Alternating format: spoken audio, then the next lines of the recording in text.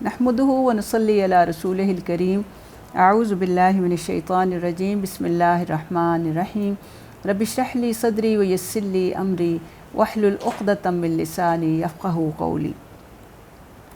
कुर्बानी एक बेहतरीन इबादत है और ये अल्लाह की रज़ा हासिल करने का बेहतरीन ज़रिया है। इसके हवाले से कुछ और सवाल, जैसे कि आमतौर पर ये भी सवाल किया जाता है कि क्या एक मुसाफिर जो सफ़र में है क्या वो भी कुर्बानी करेगा। तो इस हवाले से हमें हदीस से ये मिलता है कि अगर मुसाफिर साहिब हैसियत है तो वो भी कुर्बानी कर सकता है, गोश्त खिलाए भी और सदका भी करे और ख़ुद भी जैसे खिलाए। सैयदना सौबान रदियल्लाहु अन्हु बयान करते हैं कि रसूलुल्लाह सल्लल्लाहु अलैहि वसल्लम ने कुर्बानी की, फिर फरमाया कि ऐ सौबान हमारे लिए इस बकरी का गोश्त लाओ। सौबान कहते हैं कि मैं आप सल्लल्लाहु अलैहि वसल्लम को इस बकरी का गोश्त खिलाता रहा यहाँ तक कि हम मदीना आ गए। गोया नबी सल्लल्लाहु अलैहि वसल्लम सफ़र में थे, मदीना से बाहर थे, आपने कुर्बानी की और ख़ुद भी खाया और दूसरों को भी इसमें सदका दिया। ये मुस्लिम में और अबू दाऊद में हमें ये हदीस जो है मिलती है। तो इससे ये मुसाफिर की कुर्बानी का जवाज़ जो है ये निकलता है।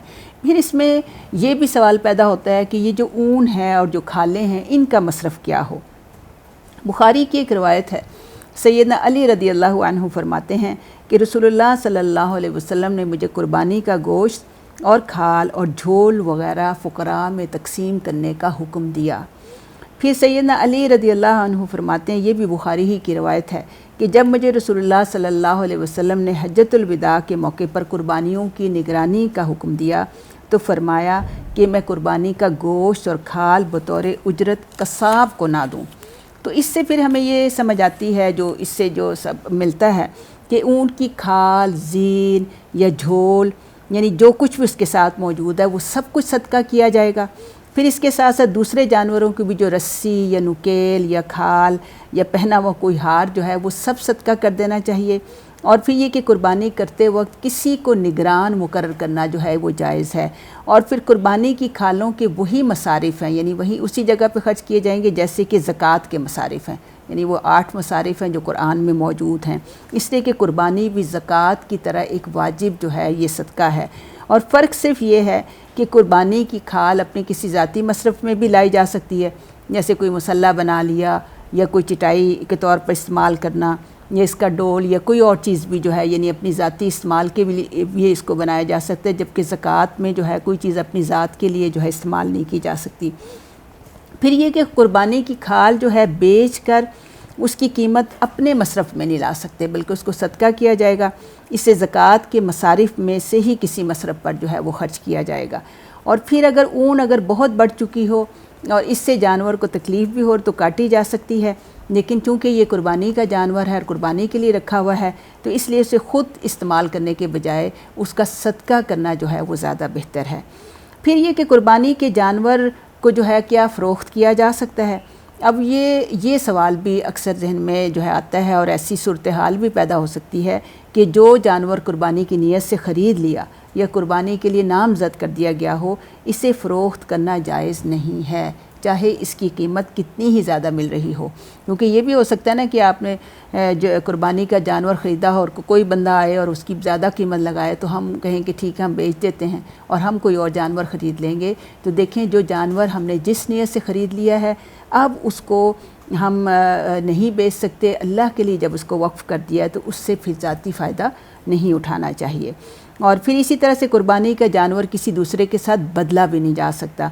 वजह यही है कि अब इस पर अपना ज़ाती इख्तियार इंसान का ख़त्म हो गया ना, क्योंकि हमने नामज़द कर दिया कि इसको हम अल्लाह के रास्ते में कुर्बान करेंगे। और इसी हवाले से हज़रत अली रदियल्लाहु अन्हु से मुस्लिमा बिन कुबैल के मामू ने पूछा कि क्या कुर्बानी का जानवर तब्दील कर सकते हैं, तो फरमाया कि तुम इसको तब्दील नहीं कर सकते।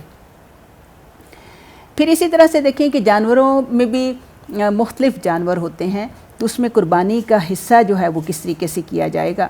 सैयदना अब्दुल्ला बिन अब्बास से रवायत है कि हम एक सफ़र में नबी सल्लल्लाहु अलैहि वसल्लम के हमरा थे और घरों में यानी कुर्बानी का वक्त आ गया तो हम एक गाय में 7 लोग और ऊँट में 10 लोग शरीक हुए।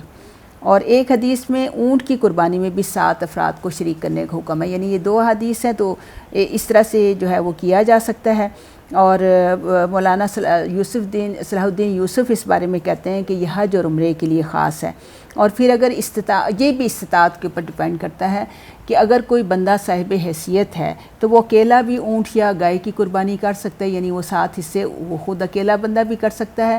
اور اگر بہت سارے لوگ شامل ہوں گے تو اونٹ اور گائے کی قربانی میں 7 افراد جو ہیں وہ حصہ ڈال سکتے ہیں، اور ہر بندے کو اپنی اپنی قربانی کا ثواب جو ہے ملے گا. پھر قربانی کے وقت کے حوالے سے جو ہے یہ بھی ذہن میں رکھیں کہ رسول اللہ صلی اللہ علیہ وسلم نے فرمایا، یہ بھی مسلم کی روایت ہے، کہ جو شخص ہماری طرف قبلے کے رخ کر کے نماز پڑھتا ہے، یعنی مسلمان ہے، اور ہماری طرح قربانی کرتا ہے، تو وہ نماز عید سے پہلے قربانی نہ کرے. یعنی نماز عید سے پہلے جو ہے اگر قربانی کی جائے گی تو وہ قربانی شمار ہی نہیں ہوگی. اور پھر رسول اللہ صلی اللہ علیہ وسلم نے یہ بھی فرمایا کہ 10 ذی الحج کو ہم سب سے پہلے عید کی نماز پڑھیں گے اور اس کے بعد واپس جا کر قربانی کریں گے. یہ بخاری کی روایت ہے. اور سیدنا ابو ہریرہ رضی اللہ عنہ نے عید کی نماز سے پہلے قربانی کا جانور ذبح کر لیا تو رسول اللہ صلی اللہ علیہ وسلم نے فرمایا کہ یہ گوشت کی بکری ہے، قربانی نہیں. انہوں نے عرض کیا کہ اللہ کے رسول، میرے پاس ایک بکری کا جزا ہے، یعنی کیا اس کی قربانی دے لوں، جیسے کھیرا جسے کہتے ہیں. تو آپ نے فرمایا کہ قربانی کر لو، لیکن یہ تمہارے سوا کسی اور کے لیے درست نہیں. یعنی ان کے پاس نہیں تھی حیثیت کہ وہ دوبارہ خرید سکتے اور یا مسنہ جانور خرید سکتے، دوندہ جسے کہتے ہیں. تو پھر ان کو آپ صلی اللہ علیہ وسلم نے اجازت دی کہ ٹھیک ہے، اب تم چونکہ قربانی تو کرنی ہی ہے تو اب تم جزا یعنی کھیرے کی بھی قربانی دے سکتے ہو. اور قربانی کا جو افضل وقت ہے وہ نماز عید کے بعد 10 ذی الحج کا دن ہے، لیکن ایام تشریق 11، 12، 13 ذی الحج میں قربانی کرنا جائز ہے. یعنی افضل دن تو یہ ہے کہ 10 ذی الحج کو کرے، پہلے دن جو عید کا دن ہوتا ہے اس دن کرے گا تو افضلیت کا ثواب ملے گا. لیکن بہرحال 13 ذی الحج تک کسی دن بھی کی جا سکتی ہے، اور انشاءاللہ اللہ تعالیٰ اس کو قبول کریں گے. تو اللہ تعالیٰ ہمیں، اور پھر اس میں دیکھیں کہ یہ بھی ہم دیکھتے ہیں کہ ذبح کرنے کے آداب بھی سیکھ لیں کہ جانور کو، یعنی ہمارا دین ایک جانور کے ساتھ بھی کیسا سلوک کرنے کی جو ہے وہ ہدایات جو دیتا ہے. مسلم کی روایت ہے اور مختلف احادیث کا نچوڑ میں آپ کے سامنے رکھتی ہوں کہ نبی صلی اللہ علیہ وسلم نے فرمایا کہ جب بھی انسان جانور کو ذبح کرنے لگے تو چھری اچھی طرح تیز کر لینا چاہیے تاکہ جانور کو کم سے کم تکلیف ہو. پھر بسم اللہ اللہ اکبر کہنا فرض ہے، کیونکہ ایک مسلم جو ہے یہ قربانی دے رہا ہے اور اللہ کے راستے میں دے رہا ہے. اور پھر جانور کو قبلہ رخ لٹانا مستحب ہے. مستحب سے مراد ہے کہ اگر قبلہ رخ لٹا لیتے ہیں تو ثواب، اگر نہیں تو پھر بھی کوئی گناہ نہیں ملے گا. پھر یہ کہ بخاری کی یہ بھی روایت ملتی ہے کہ عورت بھی ذبح کر سکتی ہے، یعنی عورت اگر چاہے تو وہ ذبح کر سکتی ہے. اور ایک جانور کو دوسرے جانور کے سامنے ذبح کرنے سے گریز کرنا چاہیے. لیکن آج کل کے حالات میں جب اجتماعی قربانیاں ہوں گی اور ایک جگہ پہ کیا جائے گا تو ایسا ہوگا. بہرحال یہ کہ خیال رکھنا چاہیے، اگر ایسا ہو سکے ممکن تو کر لے. اور پھر جانور کے سامنے چھری ٹوکا وغیرہ تیز کرنے سے اجتناب کرنا چاہیے. تو سبحان اللہ، یہ ہمارے دین کی خوبصورتیاں ہیں کہ ہر مخلوق کا خیال جو ہے رکھا جائے. اور پھر یہ کہ اس میں یہ بھی ہے کہ اپنے ہاتھ سے ذبح کرنا افضل ہے، ورنہ کم از کم یہ کہ جس بندے کی قربانی ہے وہ اس کے پاس کھڑا رہے. تو یہ بھی مسلم کی روایت ہے. اور پھر اس حوالے سے دیکھیں کہ اپنے ہاتھ سے قربانی کرنے کی افضلیت کے حوالے سے ہمیں ملتا ہے کہ نبی اکرم صلی اللہ علیہ وسلم و صحابہ کرام اپنے ہاتھ سے ذبح کیا کرتے تھے، کیونکہ قربانی کرنا عبادت ہے اور عبادت اپنے ہاتھ ہی سے ادا کرنی چاہیے. البتہ مالی عبادات میں نائب بنایا جا سکتا ہے، یعنی اس میں نیابت کی اجازت ہے. تو یہ دین اسلام ہے.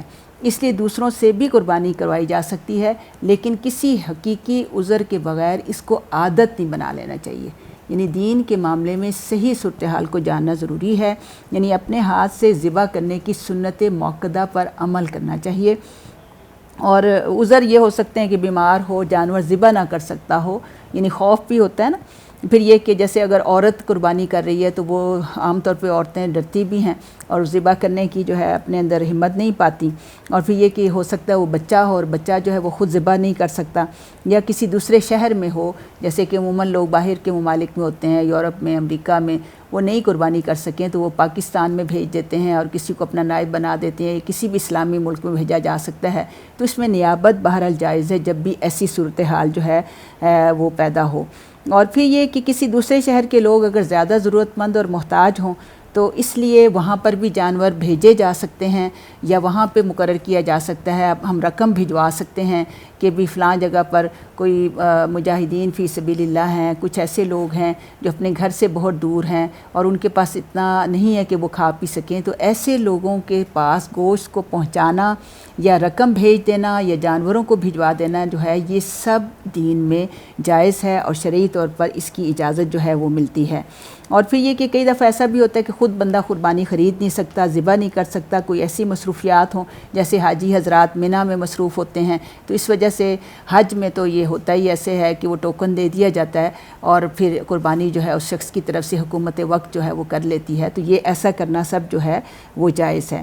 لیکن بہرحال افضلیت کا بھی خیال رکھنا چاہیے کہ جب بھی ایسا موقع ملے کہ اپنے ہاتھ سے قربانی کر سکے اور یا وہاں پہ کھڑا ہو سکے اور دیکھ سکے تو ایسا بھی ضرور کر لینا چاہیے۔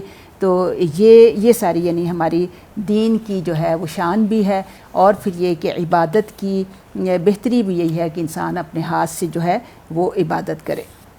اور اس طرح پھر یہ کہ ذبح کرتے وقت جو مسنون الفاظ ہیں اس کو اچھی طرح سے یاد کر لیں۔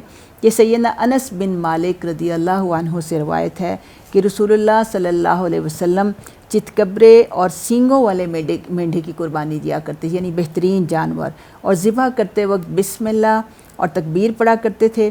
میں نے رسول اللہ صلی اللہ علیہ وسلم کو ان کی گردن پر قدم مبارک رکھ کر اپنے ہاتھ سے ذبح کرتے ہوئے دیکھا۔ یہ بخاری، مسلم اور ابن ماجہ میں روایت ہے۔ اور پھر یہ کہ یہ مطلب بہت سی ایک اور طویل دعا بھی سکھائی ہے، لیکن وہ مستحب ہے نہ بھی پڑھیں تو اس کو چونکہ یاد کرنا ذرا مشکل ہوتا ہے کہ انی وجہت وجہ للذی فطر السماوات والارض حنیفا وما انا من المشرکین ان صلاتی ونسکی ومحیای ومماتی للہ رب العالمین لا شریک لہ وبذالک امرت وانا اول المسلمین اللہم منک ولک ان محمد و امتہ۔ تو یہ پیارے نبی صلی اللہ علیہ وسلم جو ہے یہ الفاظ بھی کہا کرتے تھے، تو یہ اگر یاد ہو سکیں تو یاد کر لیں، ورنہ بسم اللہ اللہ اکبر کہہ کر بھی جو ہے وہ قربانی جو ہے وہ کی جا سکتی ہے، اور یہی الفاظ جو ہیں یہ مسنون الفاظ ہوں گے۔ وما علینا الا البلاغ المبین۔